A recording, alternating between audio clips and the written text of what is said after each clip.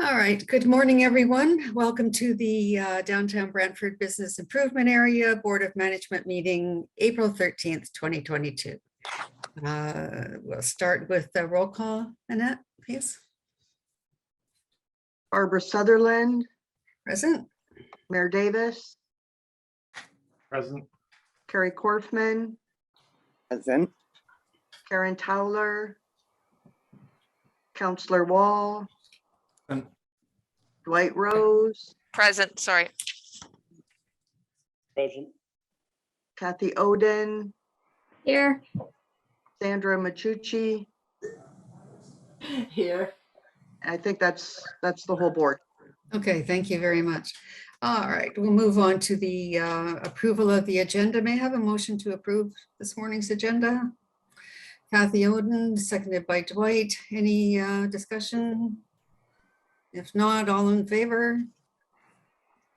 Thank you. Actually, from now on, I'm going to say all not in favor. It's just easier. Sorry, I'm still admitting people. That's Beth. All right. And declarations of conflict of interest. Go ahead, Councillor Wall. Thanks, Barbara. Item 6.3, Downtown Jazz Concert Series requests. I have entered into a business arrangement with Frank and Nancy, who are the main organizers of the event. So while it's not affiliated with this event in general, I feel like it's just a little too close. So I'm going to declare a conflict and not participate in the discussion on that item. All right, thank you. All right. And this morning, has Beth arrived? Yes, Beth, good morning. All right, you've arrived and you're up. That's going to give us a presentation on the Downtown Cultural Hub. Good morning. Barbara, did you want me, sorry, I apologize for being late. I had to That's okay. shuffle a bit, but did you want me to do that now or during my updates? We have you on the agenda now. Okay, great. So are you able to share the slides that I sent yesterday? Oh, I didn't get them. Okay. Honestly, I just thought it would be nice for folks to see the visuals, and a lot of it you've probably gathered from the expositor, and Mayor Davis or Councillor Wall may have additions they want to make, but I just wanted to share an update with everyone about the Cultural Hub proposal. So I believe I've mentioned it before. People who've been around Brantford a long time will recall that on the upper floor of One Market, there were movie theaters. So we have worked with a consultant and done extensive community consultation and one-on-one interviews with different business owners. And as a lot of people know, the need for a mid-sized performance space in Brantford has been earmarked for a long time, but not to this date fulfilled. So the plan would be to take the 3 theaters and divide them into 2 spaces. One would be a repertory cinema that would be programmed with independent films, art films, that kind of thing, in partnership with the Princess Cinemas. And the other side would be a mid-sized performance space. So that would allow, the community theater, dance, music, comedy performance groups that for whom, the Sanderson Center is out of reach, out of scope, just bigger than their needs. But then the church basement options and community hall options don't quite have the amenities that they need to give the polish to their performances that they're looking for. So at this point, the city has approved funding to have an architect create the drawings to see what would be needed in the space and especially to make sure that the acoustics and all of those things that are required for arts and performance are as they should be. And then after that, once those drawings are done, we will have a really more clear vision of what the budget needs to be. And then we have fundraising expertise in-house, certainly lots of people combing through the federal budget that just came out to see what is or is not available on infrastructure for projects like this. And that would be the next phases of the program. So I just wanted to share that with this group because Annette and I have been back and forth on it a couple of times. And if there are questions, as I say myself, or Councillor Wall or Mayor Davis may have answers. Councillor Wall, go ahead. Awesome. I just want to add to that, if I may, unless there are, maybe it'll spark questions. Is that okay, Barbara? Yes, go ahead. Go ahead. Okay, cool. So yeah, Beth, thank you for that. And I think what you said is apt. This has been a conversation that has been in the works for a very long time. And ultimately, the decision to work with Laurier was a very, big conversation that happened at many committee and council level. And the conversation is far from over. We still have a long way to go before we get to where we want to be. There are concerns from the community, and rightful concerns regarding, is this going to be affordable, how it's going to be made affordable, whether there's going to be any sort of help or assistance from the city or from Laurier or from other partners. The most important part is, especially for theater groups, is storage, right? They might be able to use the place as a performance venue, but are they going to be doing all of their rehearsals there? Are they still going to be setting up?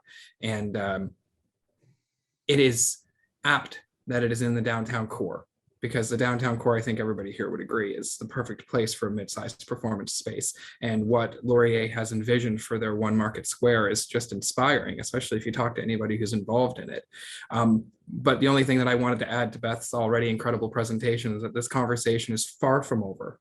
And if you or anybody you know, or if this BIA wants to be more intimately involved in what a mid-sized performance theater or cultural space in the downtown core looks like, I would say definitely, reach out to Beth, reach out to myself or Mayor Davis, because we are all vested, interested in this and making sure that it is exactly what it's intended to be, which is grandiose, to say the least. So that's it. Awesome. Thank you. Any more comments or questions of Beth? Go ahead, Karen. Thank you, through you, Madam Chair. Beth, I don't know, is Conestoga aware of this spectacular initiative? I am not 100% sure. I'm not part of the joint meetings that happen between the two institutions, but I'll check and I'll see if that's the case. It has been, it's been to council and it's been in the media, but whether the direct conversations have happened, I'm not sure. Okay. And I apologize, without the slides, I probably glossed over a lot, but there is also a white cube exhibit space in there as well that is multifunctional. So it could be used for visual art, or during dance competitions, you could have partitions up to be change rooms. So it's intended to be flexible, but certainly the intention is not just for Laurier or local arts. It's meant to be an anchor for the core and accessible to the community. So I would say that includes Conestoga, but in an official capacity, let me run back to my end, Karen, and get back to you on that. Thank you. Thank you. I'm very excited. Thank you. Mayor Davis? Yeah, just to add to what's been said. So the one reason why I find this particularly interesting is the downtown focus and everything we've looked at over the last several years about making a downtown stronger and more vibrant, besides having people live downtown and making the downtown safer and more secure. It's cultural activities, and it becomes a cultural hub. And I think it's really critical to the viability and the strength of and the vibrancy of our downtown that we locate a cultural hub. And the reason why doing with Laurier is because, of course, they got Market Square, they got space there, previously cinemas. And, we spent a long time looking at a standalone, kind of municipally owned performance theater. And it's a big, you're looking at a 40 million build and $1 million deficit in your budget when you're already $1 million deficit on the Sanderson. So this makes the attainable achievable. Whether it remains the same over time, who knows? But it would be a beginning. And Councillor Wall is quite right. This is a conversation that's ongoing. We're doing the architectural study with Laurier to see, is it in fact feasible to put live performance into those cinema areas, and what renovations would it require to make that possible? So it's actually very exciting, and I hope it all comes to fruition. Thank you very much. I hope it comes to fruition as well. It's very exciting. As we know that a civic presence as well as cultural presence in downtowns builds downtowns. And we're looking forward to it from the BIA. Thank you. Thank you, everyone. All right, we're going to move on to our business of consent items 5.1 and 5.2. Could I have someone move thank you, Dwight. And someone to second the minutes and the report, Kathy Oden. Anyone opposed? None. All right. Any conversation? None. Thank you. Okay. I did that backwards. All right. Item 6, Parks and Recreation request for sponsorship. So these are recommendations from our executive. Carrie, would you like to read the recommendation of 6.1? If not, I can. Oh, I can't hear you. You're on mute, Carrie.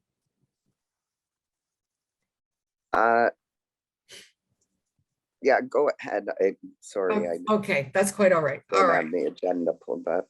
Okay, so I'll read the recommendation from the executive, and that's that the DBIA Executive Committee recommend that the DBIA Board of Management approve a $600 sponsorship for movies in the square and a $1,000 sponsorship for roller skating.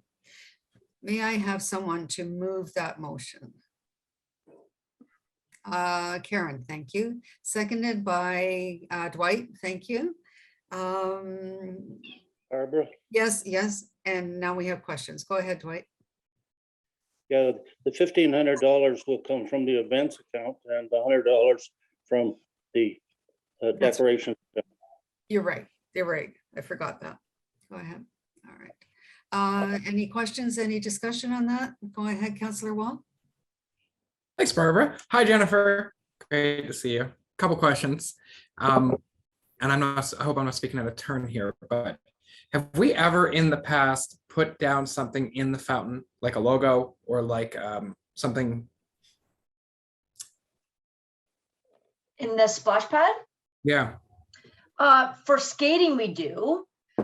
But I don't know if it's possible with a splash pad, but of course I could look into it. Yeah, so here's my thoughts. I love the idea of the downtown BIA being a part of both Movies in the Square and the roller skating.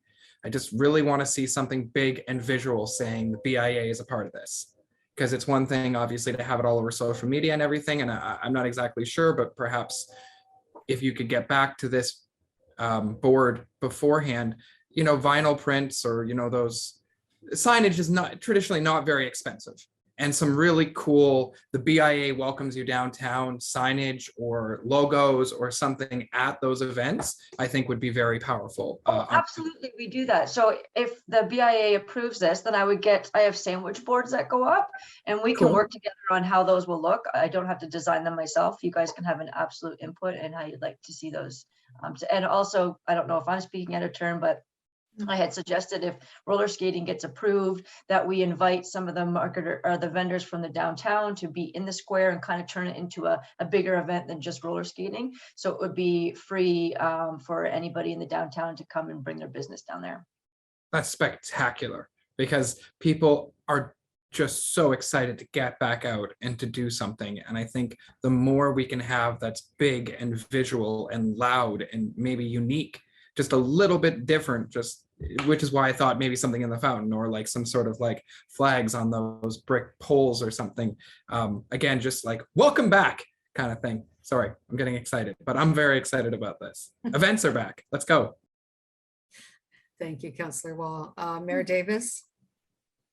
Yeah, following on that comment, maybe it would be useful to have BIA ambassadors at the roller skating. Yeah. So members here could participate and spread the good word. Liz, you got a pair of roller skates, right? I can rollerblade. I don't think I can roller skate. All right, that's good. It would be ugly to have me there. Okay. All right, go ahead, Dwight. To the chair, to Jennifer, they're going back to the days of the car show. We used to have the roller skating girls in to help out. There's quite a few clubs. They might want to work as ambassadors to help along with this as well, because there's a big nucleus, especially in the girls for that, and the roller derbies, and it's just great, and they really get enthusiastic with this and everything. And I'm sure when we want to shout it out there, and the rest of it would be dynamite, you know, with that. So. That's great. It's great to hear all this enthusiasm so early in the morning. Thank you, everyone. All right. I think we need, if there's no further conversation, is anyone opposed to this motion? Seeing none, the motion is carried. Thank you.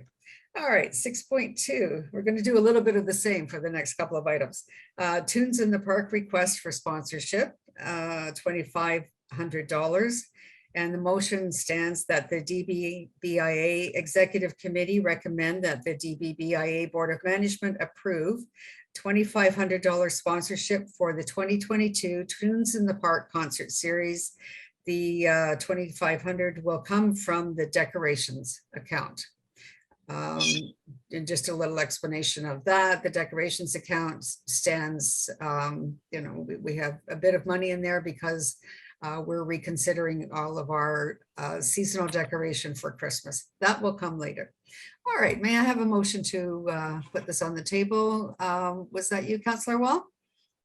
Yes. No. And no, yes. And seconded by Kathy. Thank you. So sorry, I'm not going to move it just because I'm avoiding moving motions for the board, just because I feel like that's the responsibility of one of the other board members.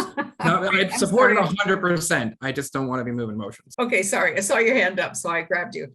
All right, Kathy is moving the motion and the seconder is Dwight. Thank you so much. Is there any conversation about Tunes in the Park?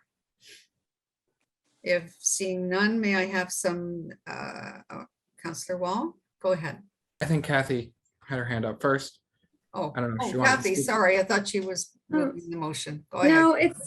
No, it's okay. I'm just wondering, is it going to be back at Victoria Park or is it another location? Victoria Park. Okay, thank you. Go ahead, Karen.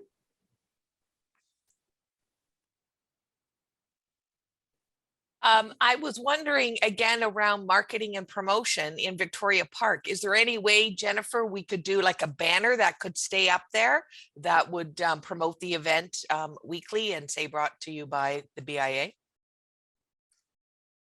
Let me look into that for you. Councillor Wall. Thanks, Barbara. Yeah, I am excited. I'm unbelievably excited. I'm electric out of my seat excited about this stuff. Similar vein to what I was saying about Harmony Square, about being loud and being proud. But my question, I guess, is more for Ben or our all-day breakfast. Are they in the room? Are they in the house? No, they're not. Great. Then I'm going to ask you, and I'm going to hope that you're going to ask them, or maybe Annette. I really think that we should be loud and proud about these events. And I wonder if there's a possibility to be able to talk to Ben, to have him connect directly with, not just Ben, sorry, All Day Breakfast, to connect with Jennifer, because they do video, they do incredible video, and a short 30-second clip, even taken with an iPhone, of like 100 people in Victoria Park jamming out, listening to music, is going to be so powerful from the morale of downtown Brantford. It's great content for our social media. It's great content for our Instagram. It's great content for the city.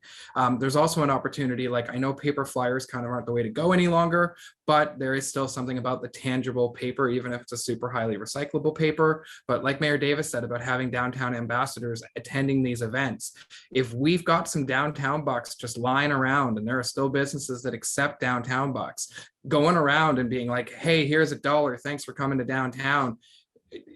Just forgive me, but I mean, again, people are just so excited to get out, and some sort of guerrilla marketing attached to these two events that are literally going to bring thousands of people to the downtown is an incredible opportunity for the BIA to say, hey, we're here, support our members, here's our members, we're loud, we're proud, we're visual, welcome to the downtown.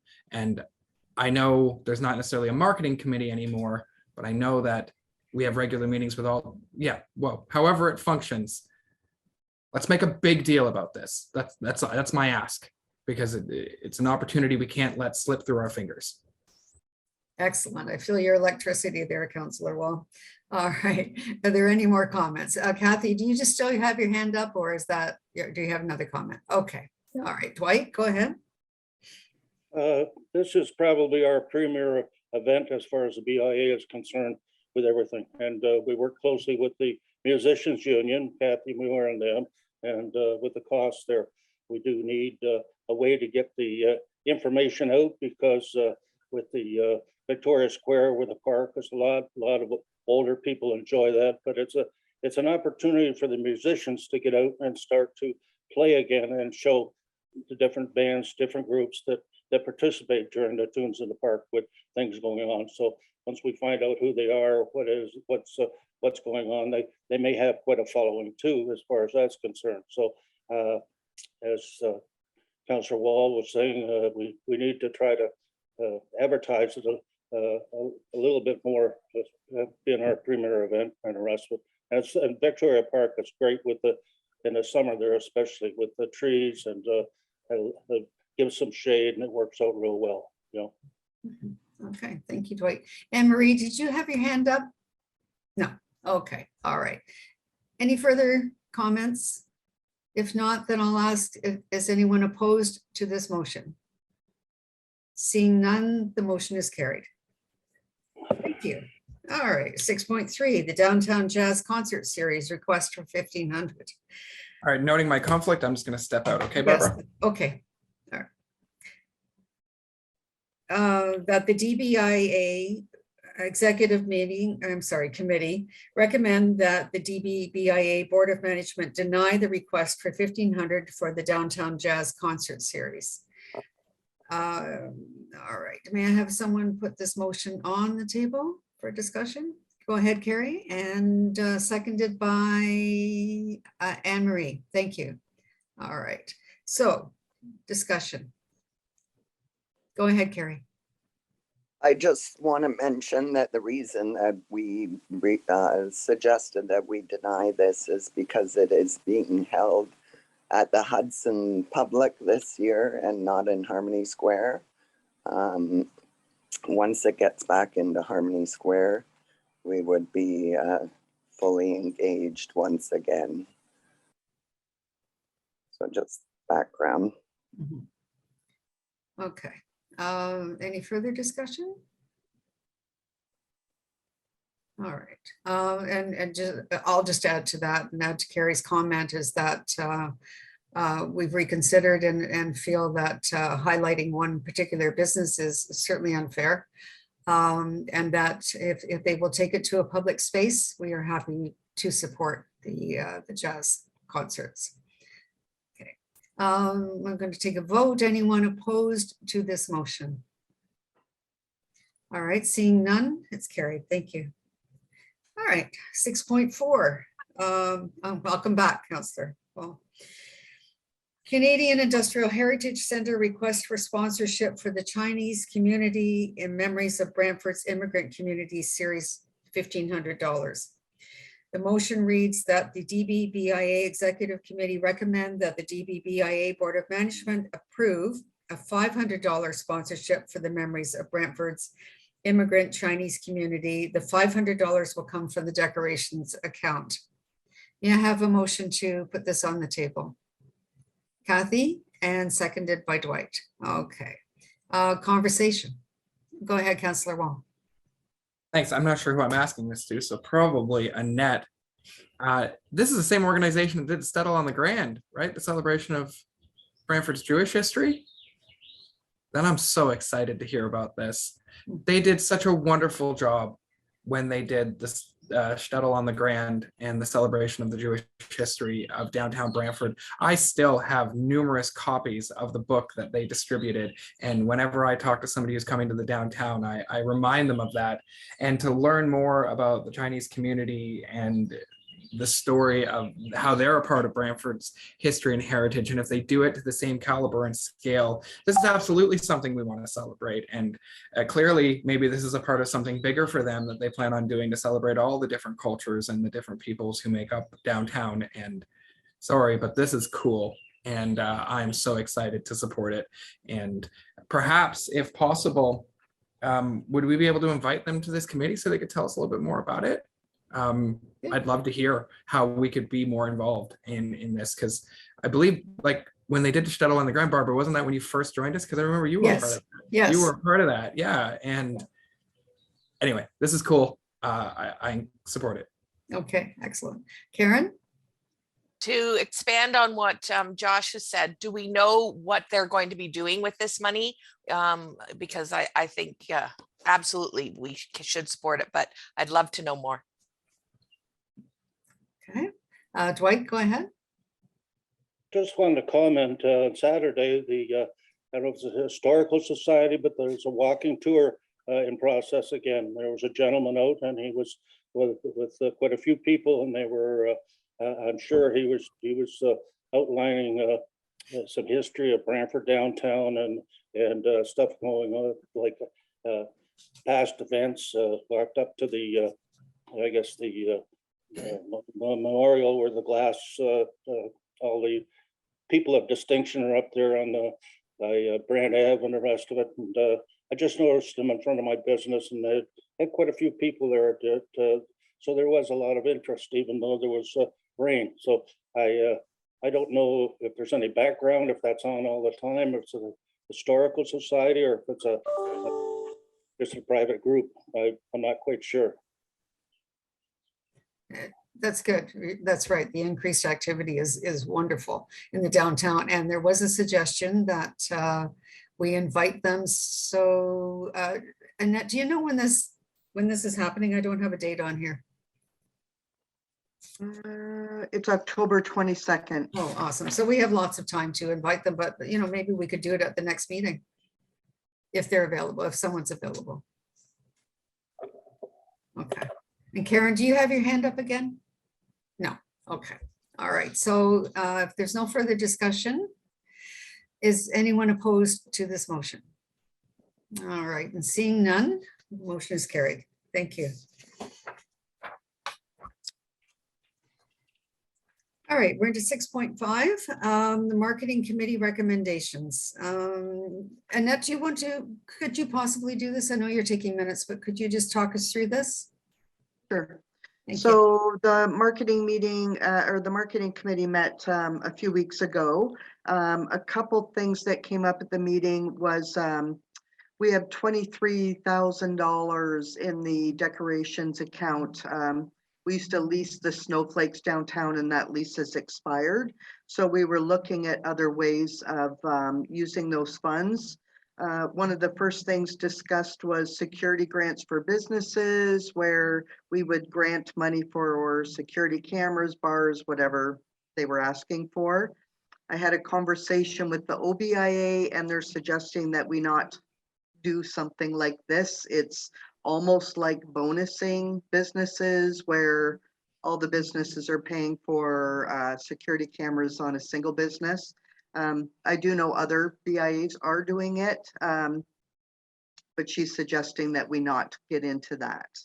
The second thing that was suggested, so the recommendation is that the DBBIA Executive Committee recommend that the Board of Management approve the Marketing Committee recommendation to spend up to $10,000 for the design, production, and installation of additional winter season banners, and that $10,000 would come from the decorations account.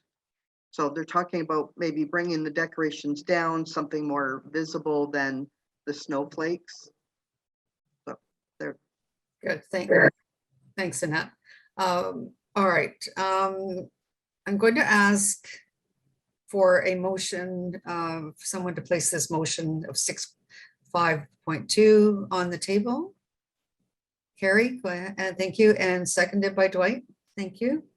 All right, and I'll open the discussion for both items. If there's any question about the security grants, if we can hold that till we've had the discussion on the increase in the banners. Any discussion about the banners? Okay, seeing none.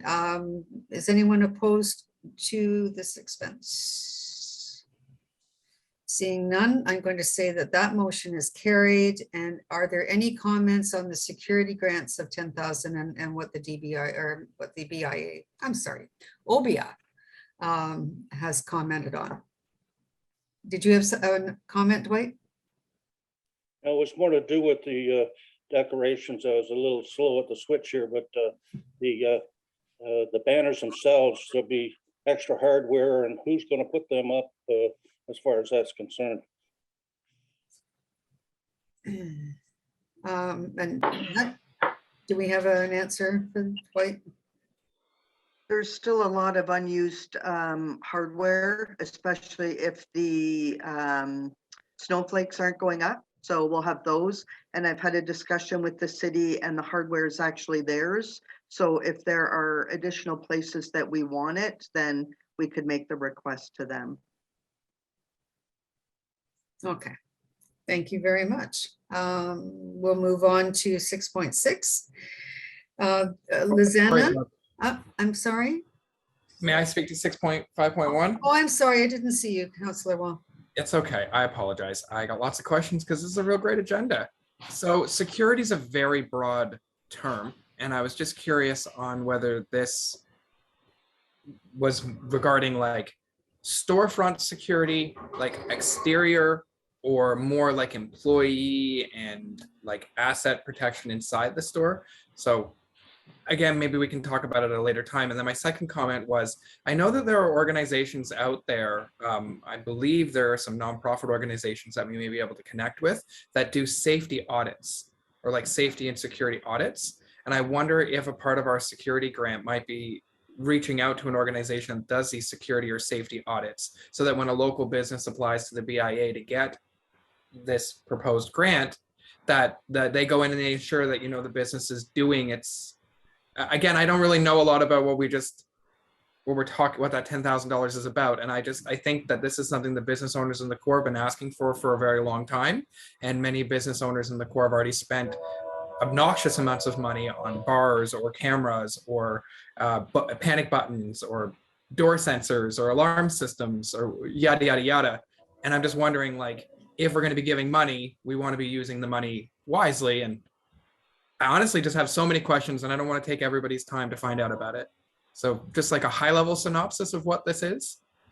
Okay, let me just head one off and then I'll take the other questions. About the safety audits, Councillor Wall, I believe that the police are offering safety audits for businesses. And we can get perhaps Sergeant Grantham to comment on that later. Go ahead. I'm sorry, I've lost track. Karen, did you have another question? Or did you have a question? I think Sandra was up before me. I'm sorry. Okay, Sandra, go ahead. Yeah, hi, about the security. Having just spent an obnoxious amount of money on cameras and everything for our building, what the security gives you is to show who did the damage. When you think about security, I'd like to be a little more preemptive. Like the cameras really don't, help a lot. I'd like to put money into something that was a little more preemptive. I don't quite know what it is. And with Councillor Wall, I would like to hear more about that as well. Okay. All right. Thank you. Thank you, Sandra. I'm sorry. I'm losing track of my screen here. Annette, you had your hand up for a long time. So let's go with Annette. I just wanted to say that there is no recommendation for security grants after the discussion with the OBIA, and she's suggesting we not do it. There would be a lot of controversy around that, of bonusing one business over another. So there is no recommendation for security grants. There was also discussion that that's really not our mandate to do as well. So there is no recommendation for security grants. Awesome. Annette, sorry, just point of clarification then, because we're moving through the agenda quickly. What happened with 6.5.1 then? Did we vote or just like, because we went on to 6.6? No, we didn't. We didn't vote because it's not even a recommendation. It's a comment. Oh, okay. So it's just like it's an update. I got confused. That's okay. No, that's all right. From the way that it's worded, it just said security grants for business, $10,000. An update from OBIA, right? Yeah, Because no, it's okay. And I apologize if we've confused anyone. If anyone wants to propose a motion at a further time to put this back on the table, then that's great. We'll entertain that. One final comment, if I may, Barbara, then, and Go probably something we're already doing. I think that if Brantford Police is willing and able to offer security audits or for businesses, that should be something that we are intimately working with the police to do for our members, which we probably already are, but let's just amplify it and make sure that that message is being distributed to our members, because we are very lucky to have such a great force as Brantford Police. And if that's something they can do. Sergeant Grantham, I know you're there. I saw you pop up. Before I keep talking about this, is that something we can do? Is that Yes, so I'm not sure, I know our community services section is a little bit short-staffed, but they traditionally have offered CPTED, which is crime prevention through environmental design. So they will come out, and there are ways to prevent crime, just the way a building is designed, the way bushes are laid out. There's a lot of things that go into it. I can't comment too much because I don't have that course and I don't have that training, but that is something that we have offered in the past, and I'm sure we could arrange that. So Sandra, I believe, was the one who commented that we want to take a more proactive approach. Would you believe that that is a proactive approach and that that conversation can help? Definitely. Idea of how many downtown Or is to businesses? say, if we have businesses that are interested, they can send an email to me and then I'll liaise with our community services and get them in touch that way. I can look into that for everybody though. Is there any way that you could maybe talk with your team to see how many businesses in the core have taken advantage of that service from Brantford Police? Like, I don't expect an answer right now. Yeah, I know we've had a few. We've had a few that have gone down there. One of the guys that is trained on it is now in our ICE unit. So that may be an issue with the people with the course that have now moved on to other areas. I'm not sure with COVID if we've replenished those people with that training, but I know it should be doable. I really appreciate it. Thank you for your time. And thank you, Barbara, for letting me go on and on. You're welcome. All right. Sorry, my next speaker is Karen. Thank you, Madam Chair. I wanted to put in context that I sat on the marketing committee, that with the 23,000 that was available, we had lots of discussion around how to support businesses, and security was a concept that we came up with. And we certainly didn't hammer out the details, but I would propose that we take this concept of supporting businesses with security back for discussion and put a motion on the table after further consultation for next month around potentially doing an environmental scan or something. But I don't think just because the OBIA is saying to do nothing, that we shouldn't just explore what our membership want. Thank you, Karen. Okay, Dwight, you were next. Thank you. Madam Chair, this whole concept of grants with the BIA is over and above what we're financially able to put out there in the first place.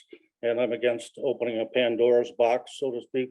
We can discuss, all of us as independent businesses have spent substantial money to put in our own alarm systems, security cameras. Sandra's done her place over.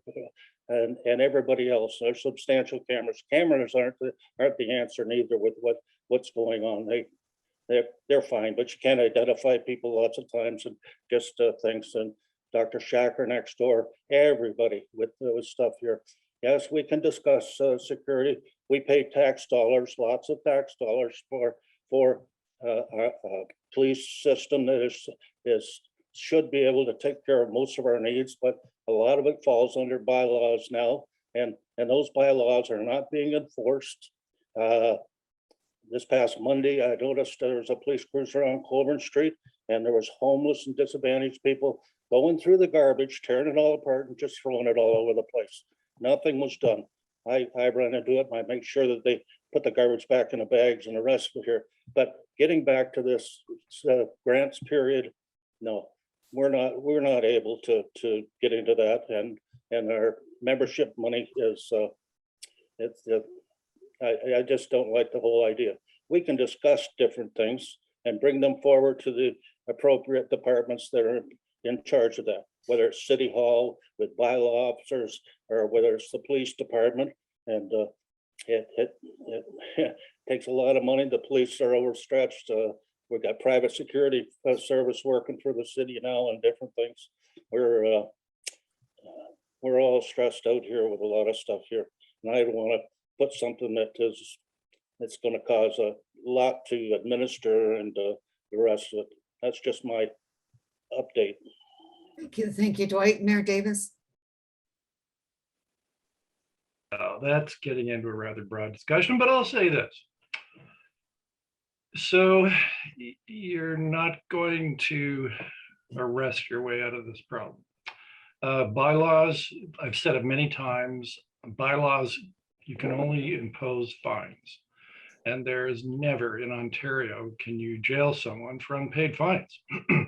So it's criminal code offenses that, let's say, have meaning to those who are, misbehaving, shall we say. And of course, we know how our judicial system works. So I think it's important that there's no question that the downtown beat patrol and the city's mobile security force and approved bylaws, I mean, it's all part and parcel of it, right? But it's not the be all and the end all. That won't give you the solution. And so what needs to be done are preventative measures. And security systems are part of that. And then there is what's called defensive architecture, which is the design of a building, the layout of a building, the maintenance of a building that discourages undesirable behaviors. And so that in the Downtown Improvement Task Force, that there is a recommendation in there that talks about that, which would involve security audits. And right now the police services is stretched thin. Sergeant Grantham is right. My understanding from speaking to the deputy chief is that that those who are trained to do this are now, they've been reassigned. And so the idea behind the task force was to bring it back up, kind of rejuvenate that program, promote it in the downtown to downtown property owners and tenants. And then hopefully city council would also agree to a funding program that would help businesses with the cost of doing whatever improvements. And, you can say that's bonusing, and bonusing is prohibited. The cities do that as well. But so you could say that to everything. Well, that's going to give you a bonus, and so we're not going to do it. But the reality is this: it is permitted if what you're bonusing achieves a larger social purpose. And so these grant programs that are security in nature, the reason why they're permitted and they're exceptions to bonusing is because the impact hopefully goes beyond the individual property and creates a neighborhood, a community that's generally safer. So there is an exception to bonusing. To say it's bonusing and that's not permitted, I think is inaccurate. But of course, the question is whether the BIA can afford to do it and whether it can afford to contribute to what hopefully will be a program that is focused on prevention, because prevention is one of the, I think, pretty effective tools in dealing with some of the issues we have in the downtown. It's a combination. You got a toolkit, and I agree that enforcement and law is part of that, but that will not solve the problem. It's going to be a combination of things. So that's my little lecture for the morning. For whatever it's worth. All right, it's worth a lot. Thank you so much. All right. Dwight, go ahead. Just one last comment through the chair here. Whatever happened to vagrancy bylaws, or did that go out the window with human rights? Because years ago, I know there was laws against vagrancy and different things that we could be implemented with bylaws, but I'm sure that's probably has something to do with human rights now, where we're not able to enforce and protect the citizens at large because of issues that turn into security issues with all kinds of crime going on under the auspices of homelessness and socially disadvantaged. Right. Okay. Any answer on that? Yeah, I can answer. I gave you the answer, which is, there's a problem with the Charter of Rights and some of the decisions that have come under the Charter of Rights in terms of restricting people's mobility and their right to gather. And so that creates an issue of, I'm not a specialist in it, but I know enough about it, and that creates a problem. But $50 fine, is that going to discourage it? Is that going to stop it? When there's no consequence in our system in Ontario to unpaid fines. They just sit there. And that's provincial law that says that. That's not city law. That's the way the province has established the provincial offenses system. And I've had many conversations, at least 4, with the Attorney General to say, look, you've got to give cities the option of more severe consequences to attach them to bylaws. Crickets in response. So I'm telling you what the problem is. It's a bylaw on loitering does not solve the problem. It helps, it's a tool. And the Safe Streets Act is something that's very effective because that's provincial legislation and it does provide for more serious consequences. And it's got to come from the province. The city can't do it. As much as we might want to, we don't have the constitutional authority to do it. Thank you, Mayor Davis. Go ahead, Lizanna. I just want to comment on Mayor Davis said about preventing. I really think preventing by all the businesses of whatever kind is helpful, because we have been trying to, we put cameras, that doesn't go really anywhere. You just know who did it and you don't know who they are.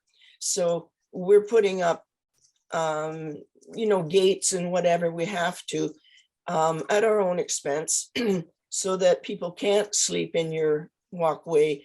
And I believe that's helpful. Now, I don't mind if we don't get a bonus for doing that, but I mind if our taxes go up because we make things prettier and more, like signs and making it update. We shouldn't get penalized for doing that. Bonuses, maybe not, but that would be nice if we could be helped with the cost that it's costing us to do this. So I think if we're all willing to do our own, there's got to be some sort of incentive to do that. Okay. Or at least don't penalize us. All right, thank you. I have one final comment, and it's just a reminder.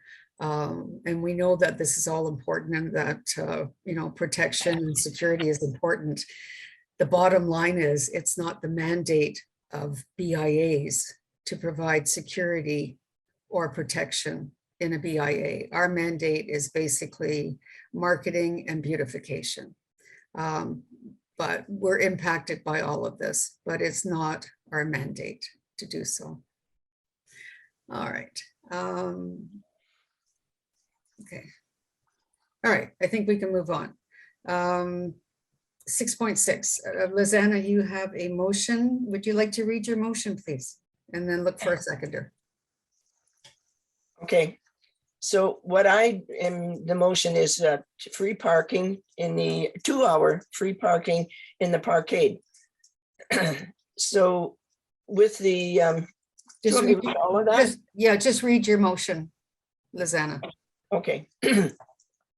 Whereas the downtown Brantford business has been suffering since the beginning of COVID lockdown, whereas there is a limited on-street parking due to visitors to the public library and to Laurier. And I just want to add to that, or maybe I could add it after. Yeah, you can't add it right now. Just read your motion. This is new to me. I know. Okay, whereas there is some fear of parkers that will receive parking tickets for overstaying the time limit on the on-street parking, whereas there is an impression that other areas, the mall, offer free parking. Not now, therefore, the DBBIA Board of Management recommends that the City of Brantford offer 2-hour free parking in the parkade to encourage customers and visitors to come back downtown, especially those who can't find convenient on-street spaces. Okay, so now you're looking for a seconder to that motion, Lizanna. Yes, please. And looks like that's Dwight. All right. Thank you, Dwight. Okay, so now we open this up for conversation. Councillor Wall.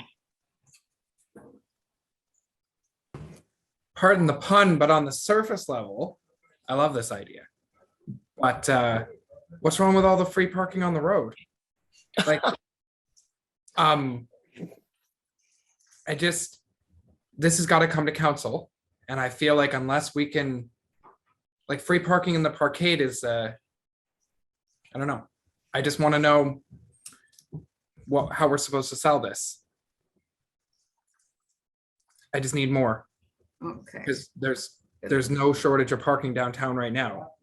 I know that it's not unlimited,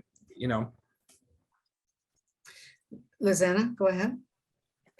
I would like to answer to that because there is a shortage of parking downtown. I want to thank, first of all, Laurier and the library. Because of them, we have people coming downtown that also get to see merchants. If it wasn't for them, many people say, I came to the library and happened to see whatever business they see. So I thank both Laurier and the library for bringing that downtown. However, the downside of that is they take the parking spots that could be shopping and they're going to Laurier or they're going to the library, mostly the library. So it's a good and a bad. So when Councillor Wall says that there's a lot of parking downtown, that is incorrect. There are people in the last 3 weeks, and we've been taking photographs and videos that park all day, even in the 15-minute parking. I don't know who they are. I finally called the city 2 or 3 times, and they then sent somebody out. The tires are not being marked. They were not. They are now. Ever since I've called, they're being marked. Those people stayed all day. Now, even without that, even if they get fines, there are not enough parking spaces. I live and work downtown and I see all this daily, continually, hour by hour, and there is not enough parking downtown. We really need to encourage 2 hours free. Plus, in the parkade, it's never full. It's probably not even half full, ever. So there's zero income, zero loss. So to encourage people to come downtown, they might stay longer than the 2 hours. But if they don't, at least they're shopping downtown. They're coming here.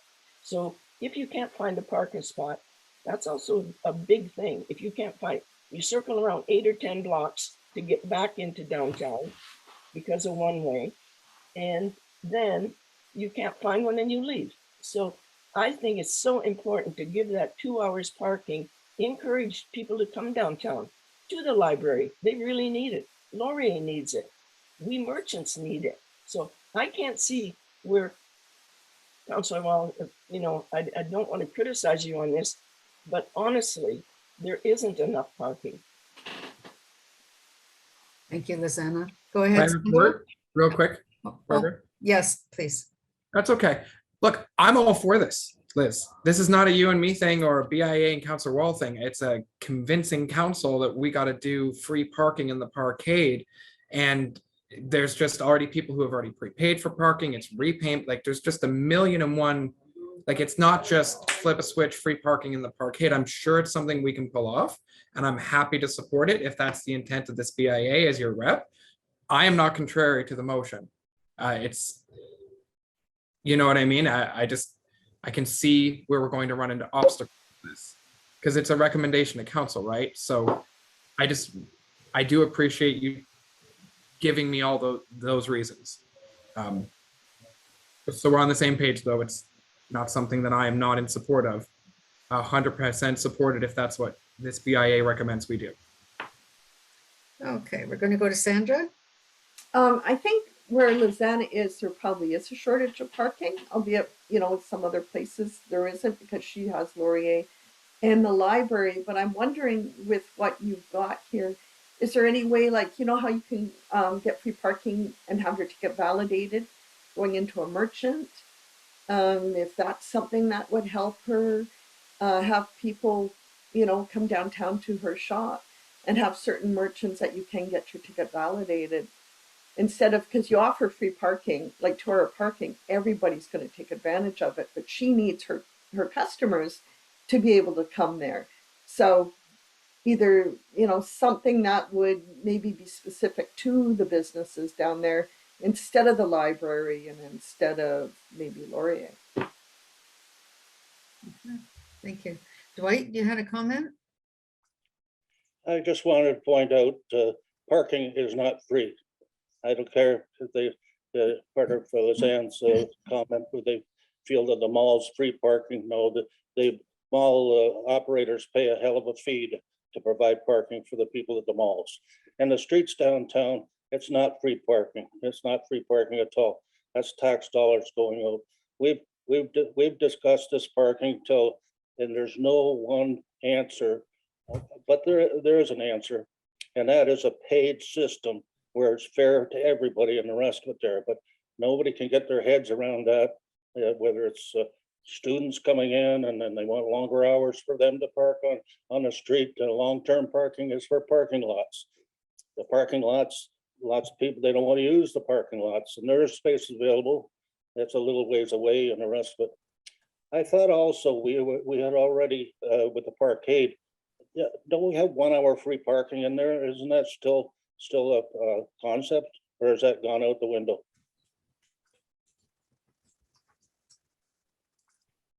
I don't know the answer. I don't know the answer to that. I'm sorry. It was gone long ago. Don't blame me. It was prior council. Yeah, but you're right. When they first opened it, it was 1 hour free, and that was maintained for a number of years. I'm not sure when it was suspended. Not in the last 3 years. Okay. All right. Tom's on the Lizanne, phone. Maybe Tom could answer that. I'm sorry. Sorry, Good morning. Barbara. That's okay, Jennifer. Oh, Tom's with us. Go ahead, Tom. Good morning, everyone. Through the chair, that 1 hour parking initiative, free parking initiative at the parkade was introduced during construction of Colburn, and it was a council initiative that ended about 2-3 years ago. Thank you, Tom. That's great. All right, Lizanna, you had one more comment. I did. Not asking for all free parking all the time, just 2 hours. It is a way to encourage people to come downtown. And that's what I thought we were trying to promote, all of us, was downtown business. We're looking at beautification, we're looking at parking, we're looking at customers. And without customers, we don't have a downtown. So, if we do, and we obviously do pay high taxes, and we pay for all this there. So if we want to encourage people to come downtown, we have to give them some reason that they can come down and not have to pay for it, the 2 hours. So I think it'll make downtown a place that people will want to come. And think we should want to encourage them to come. Okay, thank you. All right, Councillor Wall, did you have another comment? Hi, Tom. I didn't know you were here. Thanks. Good morning. Hey, good morning. I don't mean to put you on the spot, but like, obviously, if this approves and it comes to, can we do this? Is it feasible to do? Like, what are going to be our obstacles? Because I don't want to bring this to council if we don't have a plan to overcome the obstacles. And I mean, maybe that means deferring this for a month. You know what I mean? So that we can have more time to prepare and discuss and you know what I mean? I want to come to council prepared. So if this is the will of this board, how do we do it? Is it possible? Through the chair, the biggest thing is the cost associated with it. In my opinion, it's about, to introduce this initiative, the monthly cost of that would be approximately $8,000. That's, we're gonna estimated that based on current use. The secondary thing is to prove that there's not adequate parking on street, and unfortunately, based on our observations, even pre-pandemic, that area, especially Colburn Street, we're at 80% during peak hours, so there's still adequate turnover. And based on our recent observations, we're down 20 to 30, even on some days 40% lower occupancy in our parking lots as well as on street. So the combination of work from home and virtual learning initiatives that are set up by the schools as well as the vendors in the downtown areas, that they're still causing that effect where the parking is still not currently an issue. So it would be very difficult to make that a case that's okay, Tom. Just in lieu of time, the $8,000, it's not an $8,000 cost, it's an $8,000 loss. Is that right? Through the chair, that's correct. That's what there. Yes. Sorry, yes is fine. I apologize. Would there be an additional cost then for the enforcement? Like, because the way, like, again, I'm just trying to problem solve here. So somebody pulls into the parkade, they get to stay for 2 hours. If they stay 1 minute beyond the 2 hour mark, then they just immediately somehow get charged. That means that we would have to have somebody. How would that be tracked? Is that already something that the parkade can do without it being staff time or resources or software? Or it's the tracking component that, again, we're going to do this. I just want to be prepared. Yes, through the chair. So the parkade operates with the use of gates. So you pull onto the parkade, you get a stub from the parking machine, from the dispenser, and on your way out, you pay at the kiosk, which is controlled by an attendant. And we could program the system that the initial 2 hours are free, and then we would simply keep track of those transactions. So it is possible. Yes, physically, it is physically possible, yes. Okay. I mean, thank you, Tom. Okay, we have Lizanna and then Annette. I want to know the $8,000 in losses. Explain that to me, because if it's never filled, there is no loss. That is a 2 hour wouldn't be a loss. So what do you mean by an $8,000 loss? Through the chair, so we've calculated the number of users of the parkade that stay for 1 hour and 2 hours, and based on those, multiplied it by the $2.25 rate, the hourly rate, and it's a simple calculation that came up to $8,000 for as that. So essentially, it would be loss of revenue generated by the parkade. But it's not generated. So how can you lose money that is not there? Like if we were, Liz, sorry. We can't make it everybody who's currently using the parkade. If this motion were to go through, it's free parking. That means all the people who are paying no longer have to pay. That's what he's talking about. Like, you don't get to collect money from the people who are paying and then give it free to everybody else. If this motion passes, then all the money coming into the parkade for the first 2 hours of every person's park suddenly becomes free. Yeah. That's a big deal. Like, if there are 500 people a day who use the parking lot, that's 500 people a day who get 2 hours free parking. is there 500 people parking daily? So it's not as simple as that. There's a combination of hourly users. There's monthly permit holders that there's a different rate applied to that. But we're looking at approximately about 350 vehicles that are using the parkade during peak hours. But again, that's a combination of monthly permit holders and daily users as well. Okay, thank you, Tom. Annette, did you have a comment? Just two things, Tom. $8,000 per month. And the second is, this was done during the COVID lockdowns, was it not? Where they were giving free parking for a period of time? Through the chair, yes, it's $8,000, approximately $8,000 per month. And yes, there was a initiative where parking was free altogether at the parkade for a couple of months, yes. Okay, thank you. All right. Okay, a couple of hands up. We're going to do one more round. And excuse me, Dwight, go ahead.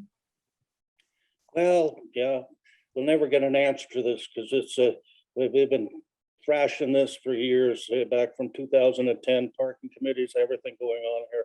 And there's no such thing as free parking. Let's just get that on the table, period. So somebody's losing the taxpayers' dollars, whatever. The whole thing is today, it's a cashless society. Anyhow, everybody uses credit cards, debit cards.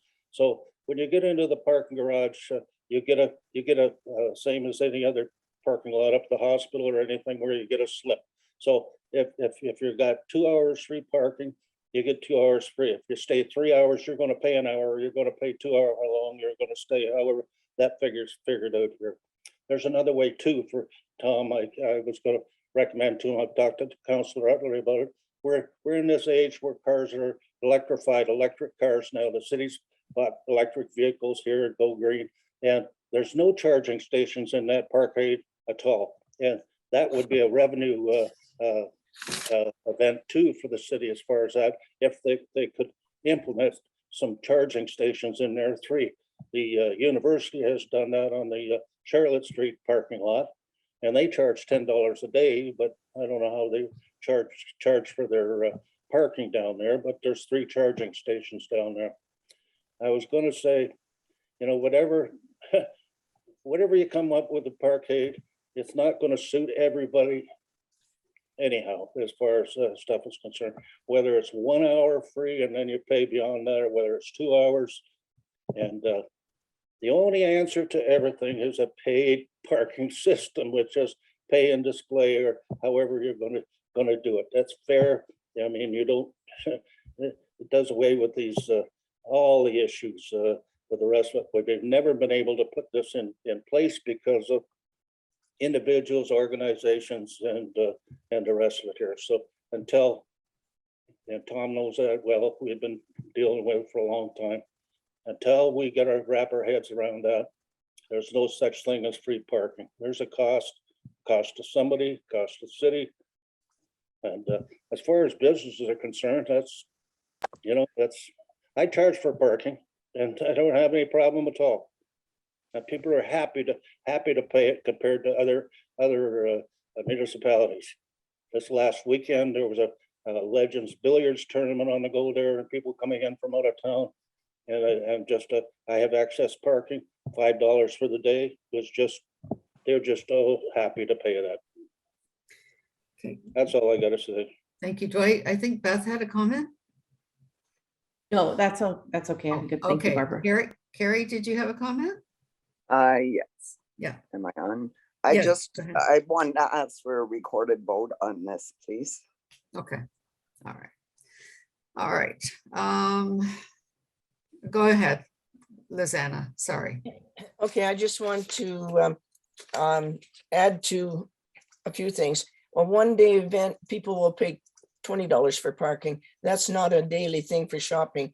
We're looking at people to come downtown. So also what I'm looking at for merchants, if people don't come down to shop, 20 businesses, almost 20 businesses went out of business just this last year. So there must be an income for the city from the merchants that pay, and the businesses that pay taxes and do all that.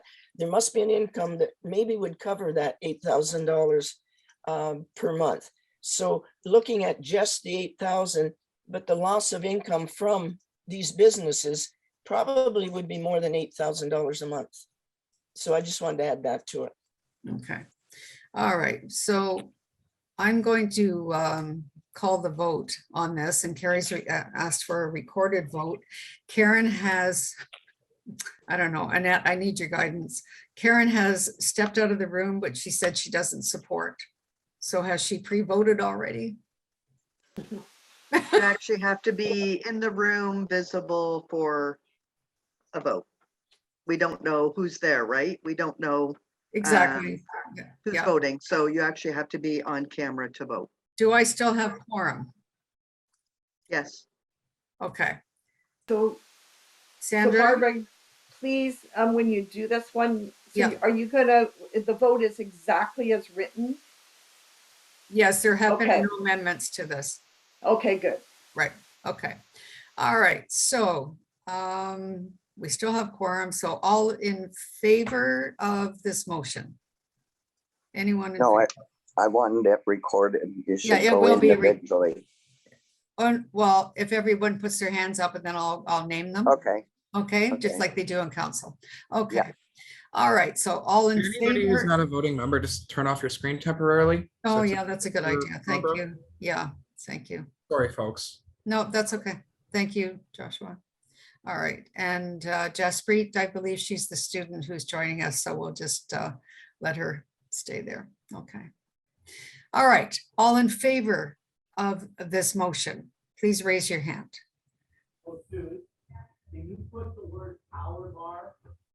Okay, so I have Lizanna and Councillor Wall in favor of the motion. all not in favor of the motion? Raise your hand.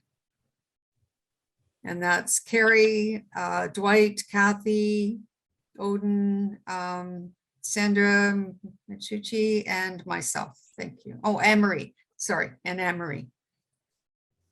Did you get all that, Annette? I did, thank you. Okay, thank you so much. All right. Please come back. All right. All right, so, sorry, we'll move along. Downtown. So the motions failed. I'm sorry. Yes, the emotion failed. Yes, thank you. Thank you, Carrie. Ah. All right. We're moving on. So if we have any discussion about this item, we're moving on. Okay. Okay. Sandra, what did you have a comment? I just want to say that the vote was as written. I don't think this is a dead issue, but it needs maybe a bit of work and a bit of research in how we could do this. So it's not dead. This motion's dead. That motion is dead, but parking But there's is- always an option to come back. Absolutely. Yes, parking is not a dead motion. We just need to get it rewritten. Apparently the last chair of this board or a couple of chairs ago refused to talk about parking altogether. So we're good. Perfect. All right. Kathy, did you have something else to say or your hand's still up? You're good. Where'd she go? You're muted, Kathy. Here.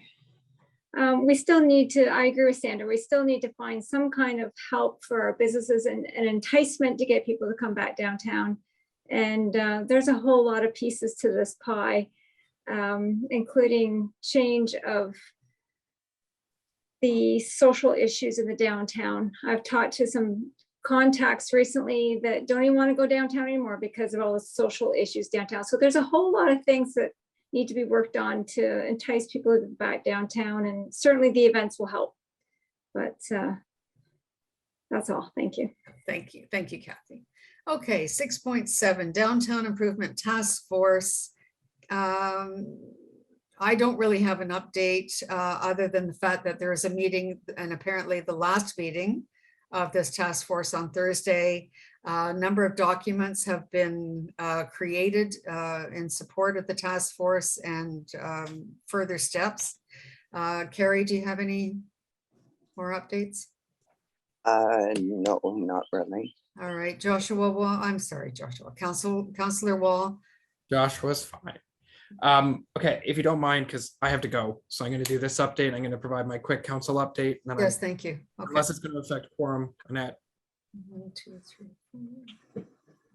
Okay, we're good. No, Okay, we're good. We're good. So yeah, there is a lot. And honestly, in lieu of time, I don't necessarily know that I should provide you with this, you know, a major update, but essentially like it is very crystal clear what the task force has brought. And it is the culmination of work of really incredible people. Is it perfect? No. Is anything perfect? No. But it's an incredible plan. And if we can accomplish half of it, it will make a monumental difference in the downtown core. Something that I spoke about at the last task force meeting was that this is not a, this is it. It is a living, breathing, evolving thing. And one of the major intents of this task force, and I believe that Barbara and this BIA will agree, was to stop the siloing, to stop everybody from working on this individually and for us all to come together and to work on it together. And I believe that the connections and the relationships that have been fostered by this committee are going to prove to be a huge success for the downtown. And while tomorrow's meeting is expected to be the last meeting of this task force, that does not mean we are done. And I hope that no one feels that way. And if anybody in this room has a vested interest, please come to tomorrow's meeting and please feel free to speak up. That's the whole reason we all got together. So I'll stop before I go into my council update, see if anybody wants to comment on what I just said, but Thank you. we're far from done. Thank you. Okay. Annette, did you have a comment? I just wanted to reiterate the suggestion, or maybe it hasn't been made, I'm not sure, about setting up something similar to the DAC committee.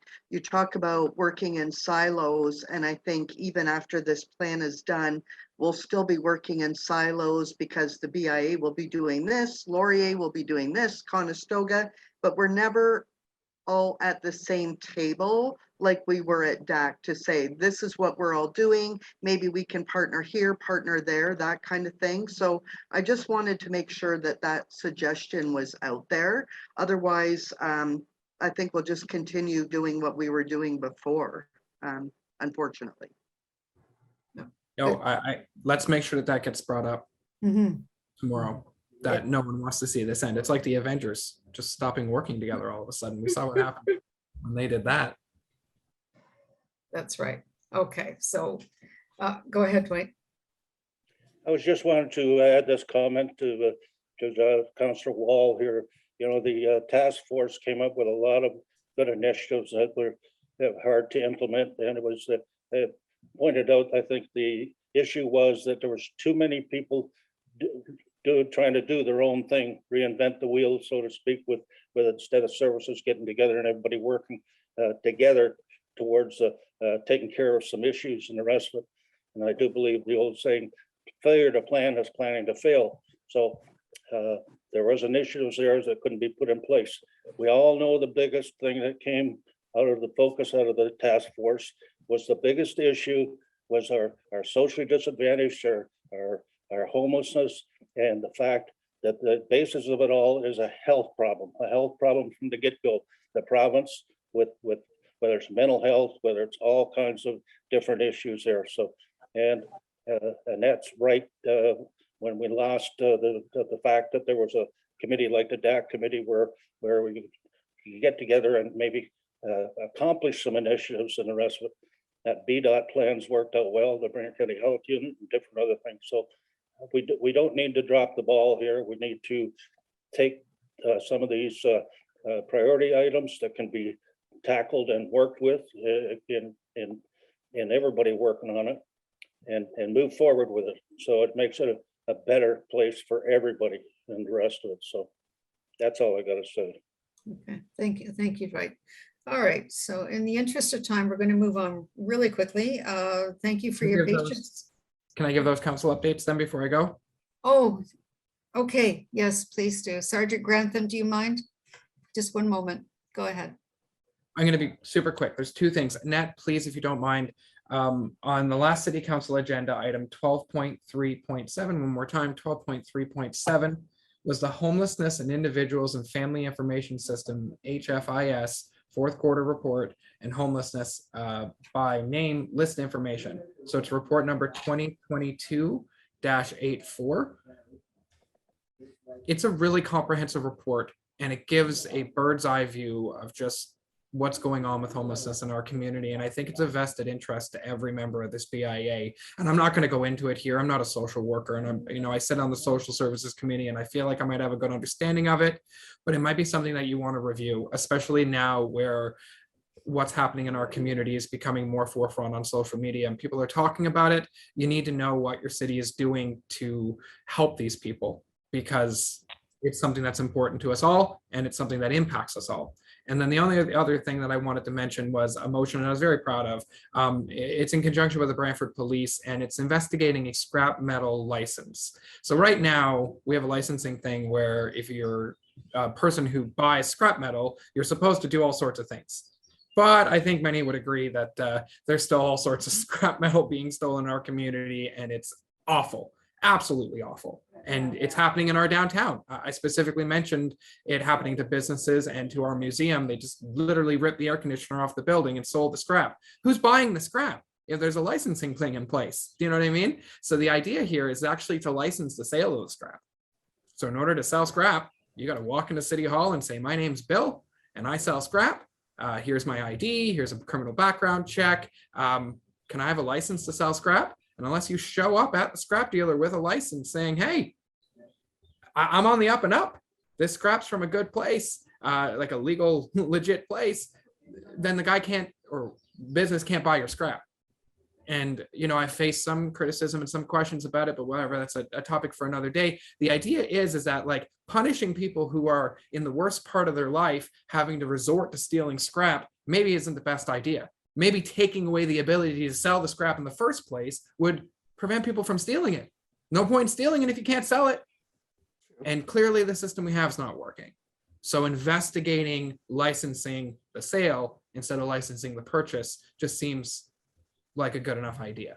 So I'm hoping that that'll make a big difference, because you go downtown right now, there's a lot of people, unfortunately, sitting around with a big pile of scrap. Where'd it come from? I'm not saying it's stolen, but if it is, I don't want them to be able to sell it. Very good, Councillor Wall. I have a couple of questions by the looks of it, Lizanna. I agree with Councillor Wall. Very true. That's a real good plan. Okay, good, thank you. Carrie, did you have a comment? I just want to suggest there's one thing I think that the task force maybe didn't look at a lot, and that is inclusivity and diversity. Racism. I know I have a Black girl that was working for me, and she said she's never been treated so racist before in her life. Daily, she was getting racist comments to her, being called the N-word on a daily basis. She finally had to quit. She said she's never been so abused in a job before. I don't know how that can be addressed, but I know the city was supposed to be doing some sort of communication plan, awareness plan, but I know a big part of the downtown is inclusivity. We have these people that are going to be downtown, so let's let them take a bit of ownership and feel responsibility for what goes on downtown. And they tend to start policing themselves in a sense. I know like the last month and a half, I guess, since the nice weather, the incidences of aggression downtown by people is just out of control. So I don't know if there's any comment on that, Josh, but. Oh, I could go on forever, and I will be very quick. Mayor Davis has spoken, and we are going to be looking at doing more diversity and inclusiveness. There is a committee intended to be like a cultural awareness committee. Like, there's not an actual official name for it right now, but it's a priority of the corporation. It's a priority of this community, and it will be in partnership with great people like Laurier and Conestoga, because they have great programs already where they're doing inclusiveness and all that. And 100% I'll keep this committee apprised of what's going on, and I absolutely hope that that'll get brought up tomorrow at the task force, because again, if our intent is to cease meeting, to continue meeting in a different format or a different way, making downtown a more inclusive place for everybody, race, color, creed, sexual orientation, or whatever, has to be paramount, because the world's a changing, and we need to ensure that everybody feels safe and loved and welcomed in the downtown, period. Mm-hmm. I also, on that note, I had a Laurier student that worked for me as well that was being harassed by a gentleman daily. And finally, the last 3 weeks of school, she had to have an escort take her to and from everywhere she wanted to go because of this gentleman. It's just situations like this that are happening that are not good for us or the students, of course, definitely not. Okay, well, thank you both very much. I'm sorry, were you finished, Councillor Wall? Yes, all right. Sergeant Grantham, you've been so patient. Your mic is off. There we go. Sorry, There just you go. That's difficulties as always. That's okay. Good morning, everyone. Just to address the first thing that was brought for the crime prevention and CEPTED. So I did send an email to Sergeant Amber Jackson, who's in charge of our community services section, to see if we can look into that, just to start off. I just have a few things for you for updates for us. I know you guys already have the statistics there from beats and patrol. Constable Blown continues to assist our criminal investigation section for a missing persons investigation. So he's been absent from the Corps now for the entire last month. So I'm down to PC Vokey. And then we have our support from our uniform section, which is providing their members downtown for foot patrols when they're able to. And I know the numbers haven't been horrible, so you should have noticed that there is some presence down there, even with our beat guys not there. A few little of note things that happened in the last month. March 8th, we had a male with his face painted with a firearm call. So we ended up safely arresting that person with beats and our emergency response team. And it transitioned to a mental health type call. It was a replica firearm. And then obviously he needed assistance. So he was actually transferred to the Brantford General Hospital. There were no criminal charges for that. Probably already know March 14th, we had a stabbing in the Corps at Nelson and Market Street. And then 2 days after that, the same male suspect struck a female with a blunt weapon and robbed her of her belongings. So we were looking for that suspect for probably a good 5 or 6 days, and we finally arrested him without incident. And as far as I know, he is still in custody, which is probably a good thing. There are previous charges from June 2021 and September 2021 involving weapons and violent offenses as well. So definitely it's good that that person's still in custody. March 30th, we had a beat arrest for a male on warrant. And as you guys know, I've spoken about this before. The warrant arrests downtown are usually a 2 or 3 per day occurrence. And typically there's just paper given and they're walking away on the street again. In this case, there was trafficking charges laid when a number of illegal substances were found. Just a week and a half ago, PC Vokey, with the assistance of Wilfrid Laurier University and other uniformed members, had a male in crisis that was walking down the middle of the street, ended up into a physical confrontation. And luckily there were no injuries for that. And then one day after that, one of my canine team members, and then I assisted him later, was driving by Darling and Queen Street, and there was a person sitting on the corner there in full view of the courthouse, and families walking by preparing a syringe, and then proceeded to try to shoot up the syringe. So this individual was arrested, and with the lack of criminal record, she was provided with paper to appear in court. And on that, Constable Blown has been doing a review of his cases for simple possession charges. And he's found that the court has dropped a number of them. We have no reason why. There's no consultation with the officer, but that's obviously not our place. We just lay the charge, and then the court and the Crown decide if they're going to proceed.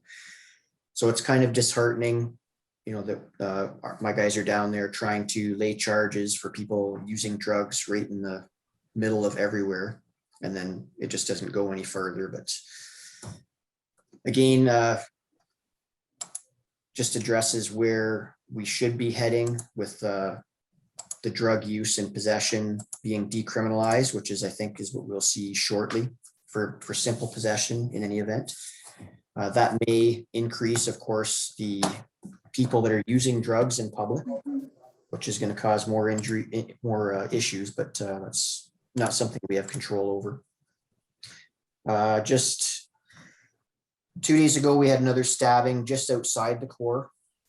We have a suspect outstanding. There were non-life-threatening injuries, and we are still looking into that as well. With the COVID restrictions lifted and the licensed premises back up and running, we've had kind of an increase in disturbances in the Corps. They're mostly alcohol related, people yelling, screaming, involved in consensual fights after the bars are closing, which is, you know, getting back to normal business for us, I guess.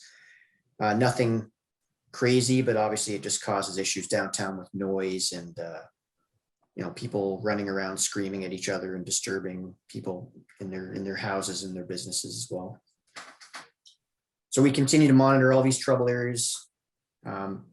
especially with the people that are frequenting 51 Nelson, I believe it's 50 Deleuze right across from the Tim Hortons, anywhere that we have trespass letters on file. But it's already been brought up. We continue to attend these areas. The people are moved along. Charges may or may not be laid because it's not really a deterrent for people that don't have licenses. Like the mayor said, it's not something that people will get jail time for if they don't pay these fines. So a lot of them are aware of that and they don't, it doesn't faze them. So we kind of are in a situation where we're just kind of chasing people from place to place because they get kicked out from one area and they just go and move to another area. And then someone else calls in to complain about them being in that area. So obviously, the mayor already said it as well. We can't arrest or charge our way out of this. There's a lot of other issues that us as a society need to resolve and figure out how we're going to tackle this issue with homelessness, with drug use, whether or not drugs are going to be illegal or legal, mental illness. There's a lot of things that obviously we're part of it where we can help, but we definitely won't be able to do everything as usual. If there's any questions, we actually have every Wednesday, as you guys know, we do our tactical team training. So if there's no questions, then I will step away. I think Annette had a question really quickly.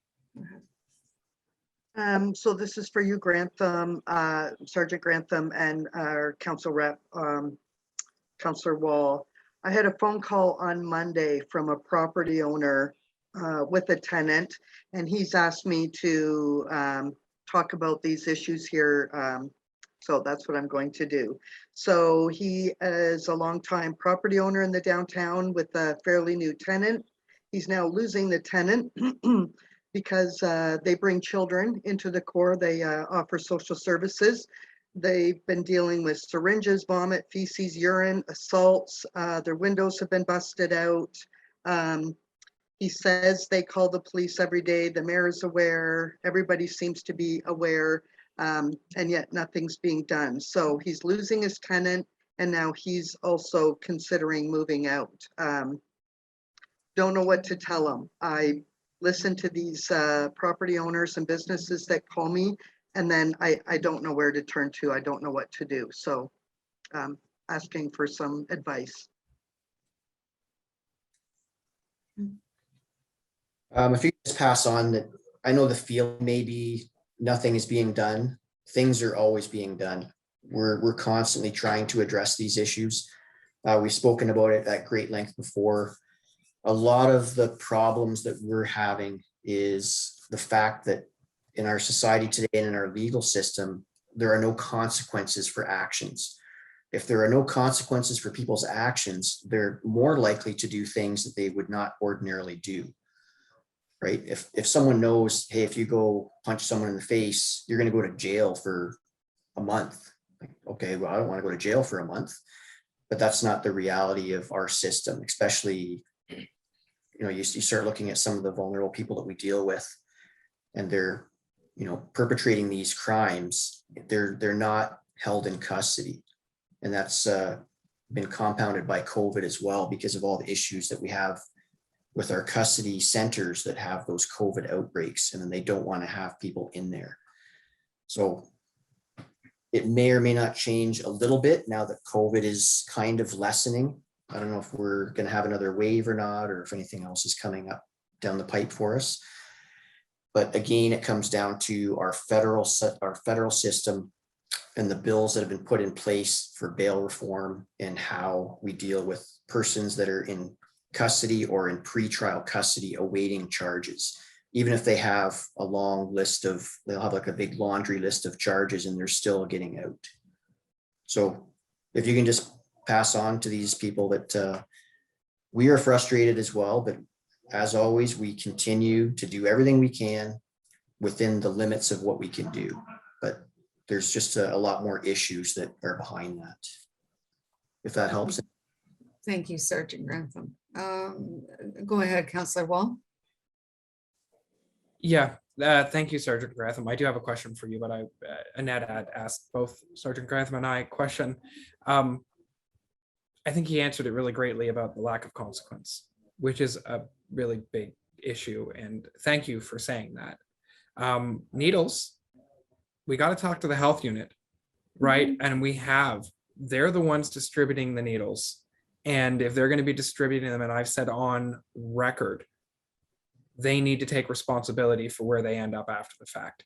They have to. And I will continue to fight that fight for as long as I can, because if you're the one handing it out, you have to take responsibility for it. And that's a conversation that I hope that when these people are reaching out to you, Annette, that, not only should they be reporting crime to the police, and they should be reporting issues to the outreach team when it comes to, outreach stuff and bylaw. Like if there are needles on city sidewalks, call the city and the city will send somebody to clean it up. But unfortunately, if the needles are on private property, the city runs into hiccups, which is why like the health unit is supposed to take responsibility for it. But we've got to continue to pressure them. And I mean, I don't mean to politicize this, but it's an election year for both the municipal and the province. Be loud, be so loud. They can't possibly ignore you. We need more accountability from the province for the courts, for the health, for the mental health, for the support. We've been over this and over this. There needs to be a directory of who to call and when to call and why to call.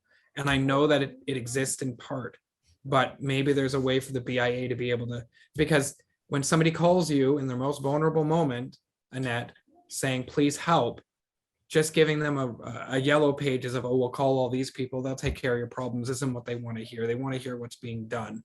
So I'm sorry, it's tough, right? Because I'm getting the same calls and it's like, we are doing stuff. We are taking accountability and responsibility. So Sergeant Grantham, if I can put you on the spot, I apologize. There's a direct quote from the expositor. $538,800 has been given to the Brantford Police for 8 Brantford Police Special Constables with a plan to start patrolling the downtown in May or June. You have any, is that happening? It's almost May, and I think that 8 special constables patrolling the downtown is going to help. I do. I think boots on the ground is the way to go. Is that just around the corner? Is everything on? Chief were here. I think the chief would be best to speak to that because I don't know exactly how they're going to be deployed. I'm not sure if they're going to be under the beat unit. They may be attached to platoons or they may be attached to community services. I don't want to speak for the chief, but I do know that that is in the works. We've held some competitions for the hiring of these special constables. And I definitely agree, more boots on the ground is going to be very beneficial. The chief has said it time and time again. We need the constables, we need special constables, we need security, we need all these things working together. And then prevention is a huge part of that as well, which has already been brought up today. So. Thank you. All right, I had next on the list is Lizanna. I just want to know what's being done and what can be done. What is the answer and how can this be changed? At a federal level, at a provincial level, not a city level. So what is being done and what can be done? All right, I don't know if you're asking that of Sergeant Grant. Sergeant Grant, I'm sorry. Okay. That's okay. It has to come from all levels, but the federal is where the change needs to actually happen from.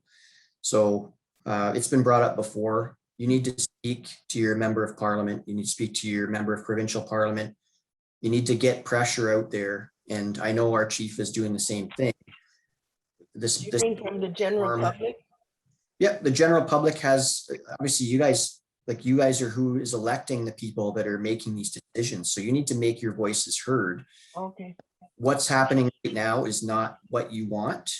And that has to go out to these member of our, the different levels of government that can affect the change. Okay. Because we have a little bit of a voice, but ultimately we have to apply the law and use the laws as they're given to us and presented to us. We can't go outside the law, obviously. Okay, thank you. Thank you. My next is Jamie, sorry. Go ahead. Through the chair, I just wanted to make a comment off of what Councillor Wall had mentioned for the who's to contact and when. So part of a role that I've been holding with other of our neighborhood associations, we've created a NAB safety subcommittee that did go to council, and there are some things that we are working on. And one of those things is a who to contact. We're currently developing a binder with this information. Being downtown, I know how important sometimes that physical copy is, although that we are going away from that. And our neighborhood association has committed to not only getting this out in a binder at our events, but we're also getting it out in a card pocket form for those people to have those urgent situations, including the health unit, as we also get tons of calls around needles. And we will make sure that we provide that information to the BIA. So we're not reworking the wheel if you would like. We will provide that as soon as we have that available. Thank you so much for sharing that, Jamie. Thank you, Jamie. That's great. All right. I think we're okay. Any more Annette. questions of Sergeant Grantham? I'm sorry. Annette, yes, sorry. Sorry, I just wanted to say that Chief Davis did send his regrets for this meeting, but he did send a small update saying that they continue to make progress on the special constables. Training curriculum is set, and they're in the midst of doing the hiring interviews this week. Excellent. So just that as well, this is something that's relatively new. So under the Police Services Act, there are certain situations where you need constables and where you can use special constables. So that's probably why a lot of this has been put off a little bit. It's figuring out exactly what their duties are going to entail day to day, what they're actually specifically going to be doing down there. But it's definitely welcome. It will be very welcome to have extra boots on the ground, as we say. Okay. Thank you. Oh, Carrie, go ahead. Yeah, I just want to thank Councillor Wall for keeping up on the needle thing. This was a main mission of ours a couple of years ago, and I know we've kind of fallen by the wayside with it. So I'm glad you're keeping on top of it. And I was also going to ask the status of the special constables. So can we maybe get an update from the chief for next month as to the exact timing of when they'll be coming on board? What the status of the force downtown will be this summer? Because definitely, like everyone has said, the police feet on the street is definitely a deterrent for undesirable behavior. So we need that. So if we can get an update even before next meeting would be nice on the timing of these constables and extra feet on the street downtown. Okay, I'll work on that. I'll get in touch with the chief and see what I can get for you guys and get that information out there for you. Great, thanks. Okay. Thank you, Sergeant Grantham, very much. Annette, do we still have quorum? Oh, no, we do. Okay. Thanks for staying with us, Sergeant Grantham. City staff updates. Jennifer, do you have an update? For Harmony Square or city staff? I don't have anything city staff related. Okay, all right. Apparently Annette has something. No, we're at 7.3, so city staff, and Jamie's here from DCNA as well. I just didn't want them to skip over. Oh, I'm sorry. Sorry. I'm sorry. It's been a long meeting. All right.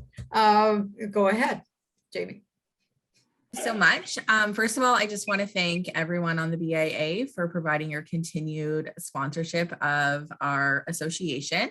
That means a lot to us, and we're able to put on amazing events and programs. I just wanted to quickly talk to you guys about an event we have coming up. So we've partnered with the city and Public Works to provide our second annual Touch a Truck Wheels on the Pavement event. So thinking back before COVID, it seems like so long ago. In 2019, we held our first annual event at the Civic Center. For families, we had attendance of over 2,000 attendees throughout that event. We are very excited to bring it back this year, and we bumped it up from September to May to be that kickoff for Public Works Week. I also wanted to chat with you guys about a program that has just started that is so crucial and important to families in all of Brantford. So back in January, as COVID was kind of lessening its restrictions, we were able to build our partnership again with Central Public School, which I've talked about many times is near and dear to us, knowing that there is a large group of families downtown that we often find are misrepresented with all the other things that are happening downtown. So what we found out is just how hard COVID has impacted these families. We learned that 30 children at Central School alone come to school every day without any food. We also learned that there are children coming to school without appropriate clothing and other things. So right away, we said this cannot do.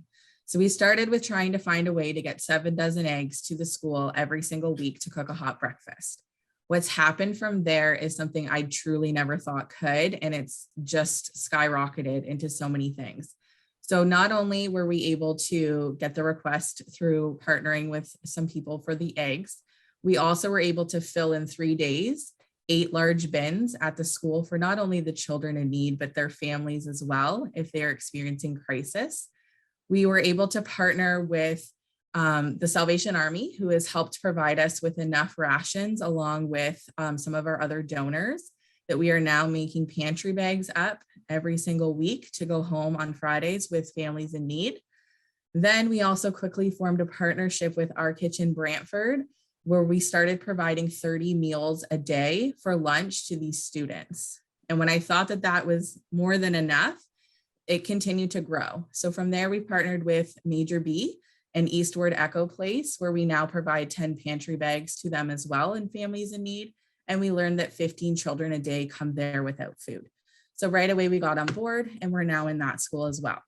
So fast forward from about the beginning of February to now, we are currently in 11 schools.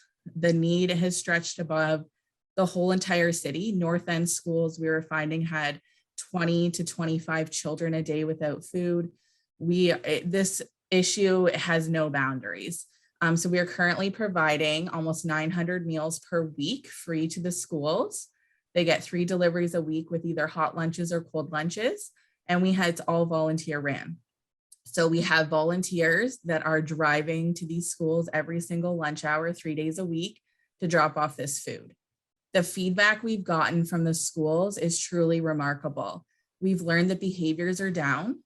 We've learned that suspensions are down. And for Central School, that is something very unheard of. Suspensions were daily and weekly.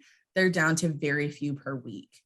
We've also learned that attendance is up. So the amount of principals in the North End, the downtown, Homedale, everywhere we have these schools, when the principals were reaching out as what was happening, parents were very emotional and they were finally filled with hope.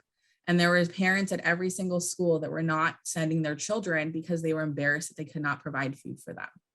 And I just want to quickly touch on a story that really touched my heart. I had a principal at Central let me know that one day, one girl in grade 3 who had been getting these lunches had a lunch delivered. It was a beautiful stew and she wouldn't eat it. And they asked, like, are you okay? Do you need anything? You know, we can get you something else. And right away she said, no, but I'm not going to eat it. So after about a half an hour, they got out of her that she was saving it for her parents, her mom and her dad, because they hadn't eaten in 4 days. So this is something that is happening. It's happening at rates that we do not know. And our goal and our commitment is to not just get into these 11 schools. We are in contact and will continue to connect with every school in Brantford. We're going to continue, once we're done the public school board, to start touching base with the Catholic school board. We're looking at donors and partners and anyone that can help make us this going because it's so important. And now knowing what we've done in 2.5 months, I also want to get pantry bags into these schools for these families. We did get a corporate sponsor in Toronto that sent us flats and pallets of these spaghetti dinners. If you think about if you go to Zares and you get a lasagna and the club size, it comes in a metal tin. And we were able to field 89 of them to these families to take home on a Friday to have with them. We've also started developing crisis bags. So alone in the last 2 weeks, we've had 3 families at 3 different schools in various stages of crisis. And we were able to gather a large Costco size bag of food and meals and cookies and jams and pickles and pantry bags that could go home to these families. More needs to be done. I definitely want to bring the awareness there that this is not just benefiting the families. It's not just benefiting these kids. It's benefiting neighborhoods and community is connecting to schools in ways they've never been able to before. And we've all, like, I always stand by the motto, how can you ask a child to nourish their mind without first nourishing their body? And to know what these kids are suffering with and going through is just heart-wrenching. And that's why we've extended our boundaries, and it's my mission to keep doing it. So I just wanted to bring that up. If there's any questions, I'd love to chat about it. And I hope it continues growing. Thank you so much, Jamie. Karen, did you have a comment? Yes, Jamie, thank you. I'm sitting here behind my mask here at Conestoga College and tears are running inside my mask. What I want to ask is, what is the role of the food bank in supporting all that you are doing? Because there's a lot there that people are not accessing. And what can I do to bridge what you're doing with the food bank? You. I also struggle very emotionally daily when I get these calls. It's just heart-wrenching. So we're in talks of trying to get a nonprofit membership with them to be able to access quantities of food once a month. It's never going to be enough, unfortunately, in the sense of how many meals we're doing currently, and that's not counting everything else. But our goal is to connect with them and get that process started to at least help with this project. There's also a food truck. I don't know if anyone's heard of that. It's through BL's Pantry Initiative. So there's a food truck that comes to Brantford 3 times a week in different locations. And it's a food rescue out of Hamilton, Ancaster, and Brantford, where restaurants and grocery stores kind of give the items to them. And then that houses the 3 pantries in Brantford. And we also go and collect large quantities of produce whenever we can. And everything goes right back into the meals. And Our Kitchen Brantford has been lucky enough to be able to help us kind of fill in the gaps. But as meals are increasing, costs are just getting beyond their control as well. So we're trying to look for outside partners to be able to field with this, or connections to people we can talk to, especially when it comes to like even packaging these meals. It's almost the most expensive piece of it. So we're hoping to connect with either at cost or a donation of some containers.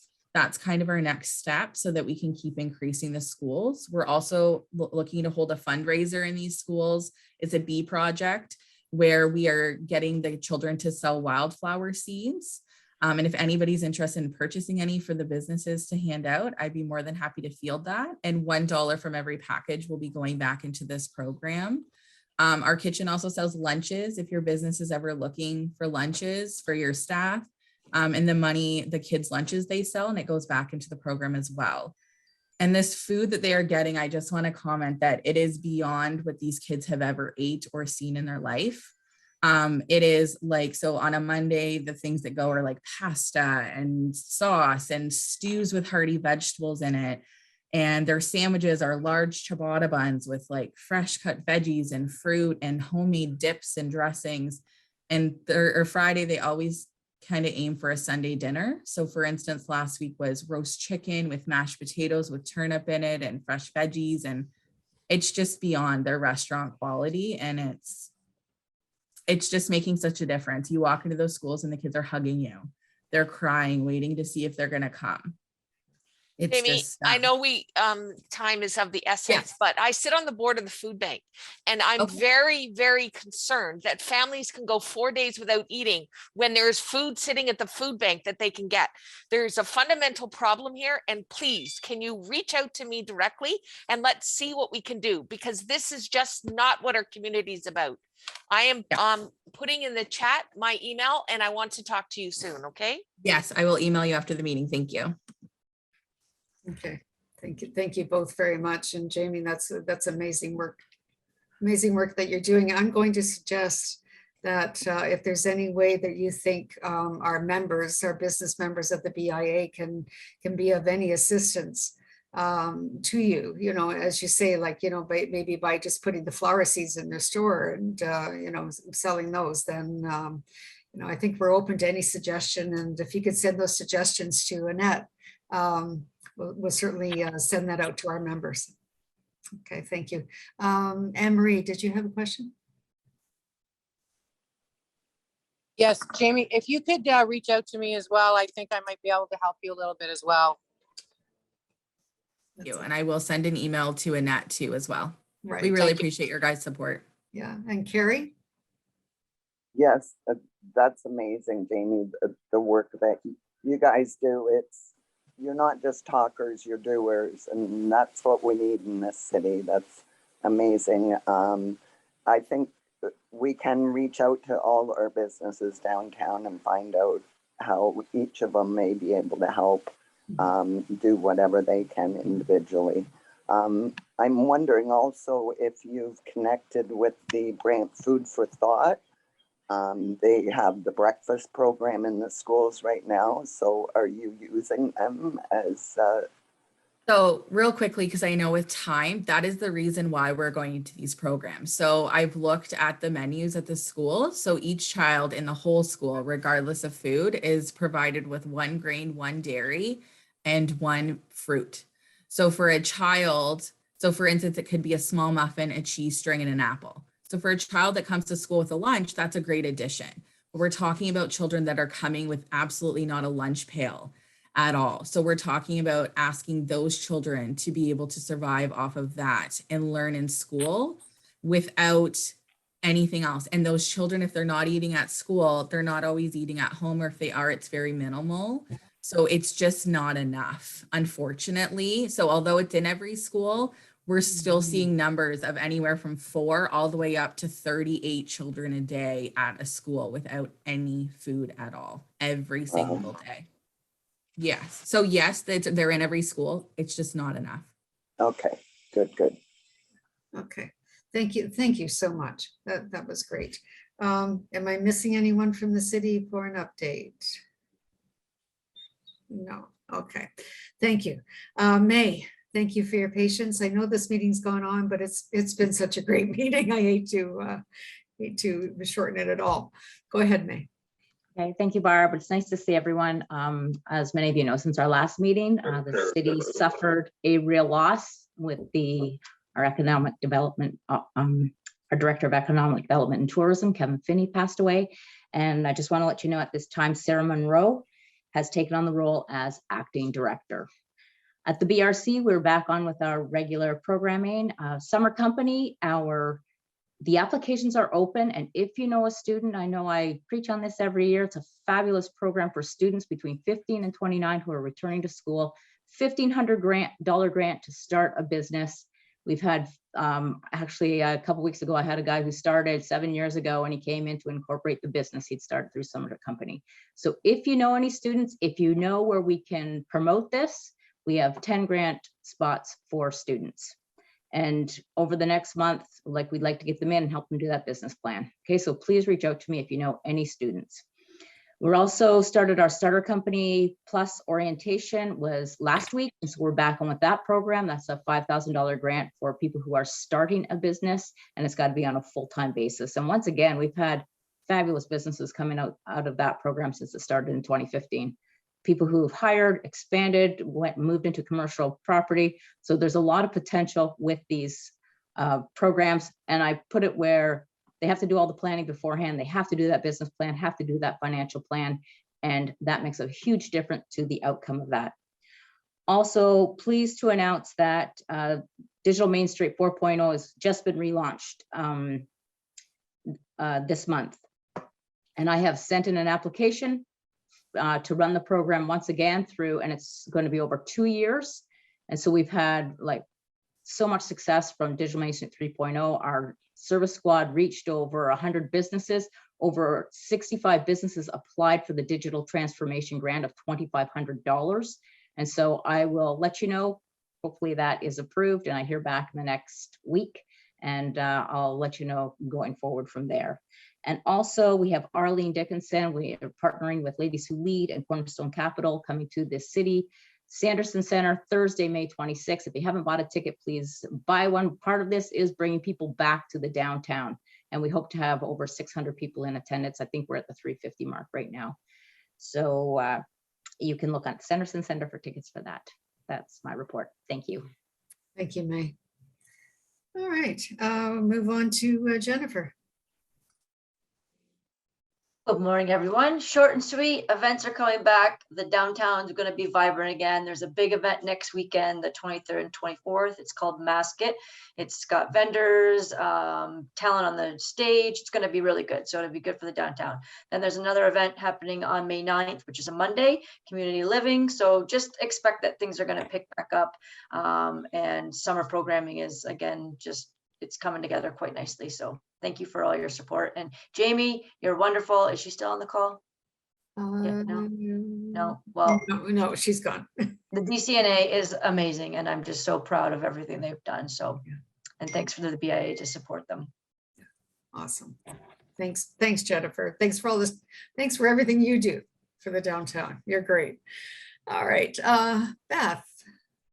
Thank you. I'll be as quick as I can. A few updates. Just one, if you haven't been in One Market lately, the Dalhousie entrance is blocked off due to construction. You can peek in across from the library. Just witness what a lick of paint can do, because it's still in progress, but it is really freshened up, and the common areas are getting a refresh, which is going to really help as we go forward. I wanted to remind the BIA that grad ceremonies from 2020 and 2021 that couldn't take place due to COVID will happen at the Sanderson Center on April 20th. There will be a celebration at 10 a.m. and one at 2 p.m. So you'll see lots of grads and families downtown in their finest. So just a reminder that, you know, if you want to give your sidewalk an extra sweep, or if you have a sandwich board, you can put a sign out or a couple purple balloons to congratulate the students. That would be great. We hosted Winters of Drag on March 23rd. We made a last minute decision to move into the Sanderson Center. It was supposed to be at Harmony Square, but if you may recall, it rained constantly that day. It was a huge success. We had 300 people come out, a mix of about 90% students and 10% community members. It was free. It was fully paid for by the students through the Student Life Levy. So we had, I think, four drag queens and one drag king. Mayor Davis and his wife were able to join us. And it was a fantastic evening. All the prizing we paid for out of the budget, and we sourced it with a priority focus on downtown. So all of the t-shirts and merchandise were sourced from a downtown vendor. And then we purchased restaurant gift certificates from downtown restaurants, and those were the prizes given out. And the students who've been giving feedback, as well as community, has been, when are you doing this again? And when I think we spoke to inclusivity before, we actually got a really nice note from one of the drag queen who coordinates the group about a conversation they had with a local family who attended afterwards, and how important it was for them to feel seen and safe and celebratory in that space. And one of the drag queens shared that they grew up in Brantford and danced on that stage as a child and never expected to be in that forum, in that costume, accepted and celebrated in such a warm way. So I think that the layers of impact have been huge, and we're now calling it the first annual, because that's the question we keep getting, is when is it happening again? It's been in the paper that we've formalized a research memo of understanding with the city. So we've been doing a lot of partner research, like we did with the BIA with the user experience design students. What this is going to do is just create a one-stop to triage those kinds of requests, so that we can do it in a more formalized and organized way, and we can track it better, because even in my role, I don't always know all the great collaboration happening between community and campus. And I think it's going to help us situate Brantford and the city and the community and the university as thought leaders in terms of urban innovation, because whatever challenges we take on or whatever problems we try and solve, they're not unique to us. Other communities have them, so we can deploy that knowledge. The grad studentship that Enterprise Brant sponsored, we did a final report for them, and $18,000 approximately has been circulated through the downtown by our grad students through their one cards, thanks to that program that Enterprise Brant sponsored. So we're really thrilled with that. And the WLIC, the International College, after some hiccups with visas and things, are back on track and confident that they're going to be hitting their targets of 100 new students a year. And already they have students from over a dozen different countries, which is a great diversity to see, because we know if one country has issues with travel restrictions, et cetera, it can upset a whole program if you're too dependent on one source nation.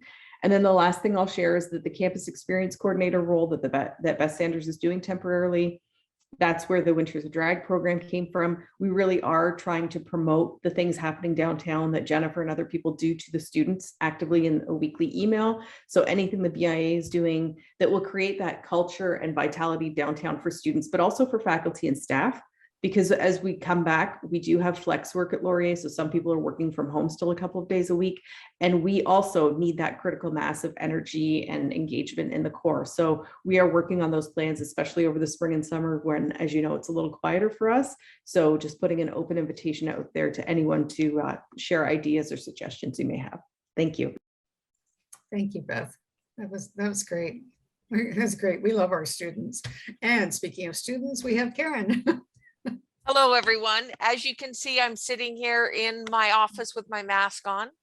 Conestoga College has made a decision for the spring term coming up that masks will still be required and security doors are locked, and access by showing your vaccination on our app will still continue.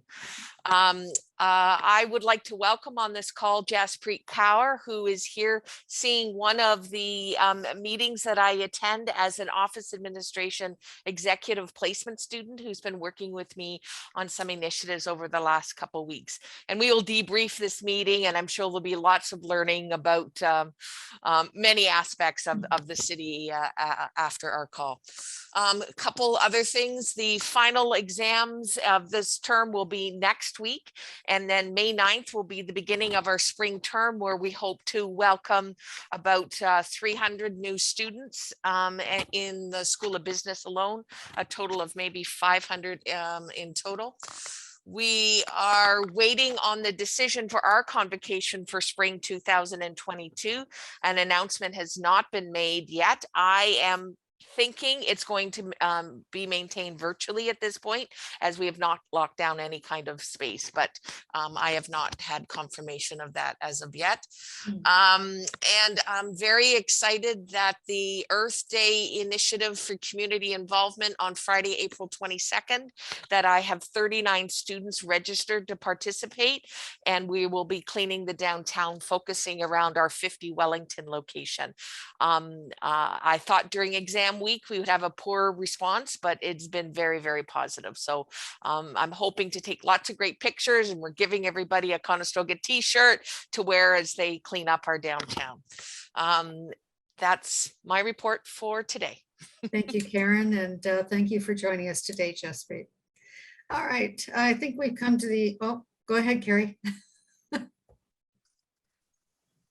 I just want to mention to Karen and anyone else that's interested is that Pitch In, I don't know if you've heard of that organization, but they're a national organization that supports cleanups, and Tim Hortons is a big sponsor of them in the past few years. So if you contact Pitch In, they will supply you with all the supplies for your cleanup, the garbage bags, gloves, I'm not sure what else, but if you register with them, then it goes on their website and gets promoted through there. People can click in and register and sign up through there. This is a whole initiative with the city of Brantford, and we have to pick up bags at Wayne Gretzky. So it's a city initiative that we're doing, but that would be good for them to know in future. Yeah, they might be going through Pitch In. I know, Jennifer, if you used to go through Pitch In, did you not, through when you were helping with the cleanup? So maybe the city is going through them already, but anyway, just it's a good resource for anyone doing cleanups. Okay, thank you very much. I just want to wrap this this meeting up by just, go ahead, Annette. We have to do 7.9. There's a vacancy on the Brantford Heritage Committee. Right. We need a BIA rep, so I wasn't sure if there was somebody, board member, that was interested in that position. If there is, we would need a motion to approve them. There we go. Yes. Sandra, what are you doing? Are you volunteering? Yes, I am. Oh, awesome. Okay. All Okay, right. so we would need a motion because it's, it would have to be appointed by council. So I need a motion of the board. Yeah. Okay. So Carrie, I do have, you- I do have you Carrie, approve that? Carrie make a presenting the motion. motion, and I have Before Karen she seconding changes her the mind. motion. All right. Let's have a Thanks, vote. Carrie. All right. Anyone not in favor of Sandra? Okay, Sandra, you have our vote. It's carried. Thank you. All right, awesome. Thanks, Annette, for reminding us on that. All right, that's terrific. And we'll look forward to those updates from the Heritage Committee too. All right, so again, I just wanted to, and it's been a long meeting and I appreciate everyone for staying with us. I just want to say that my observation is that, I mean, this is a DBIA meeting, yes, but look what we do. Like, look at how the conversations we have in this community. And, you know, I value every one of you for what you do and all your support of our board members and our partners, our community partners. I think this is a great group. We've had a great meeting this morning, and thank you everyone for staying with us. It really means a lot. And I think it's all for the good. All right, so motion to adjourn. Everyone. Thank you. All right, we're adjourned. Thank you.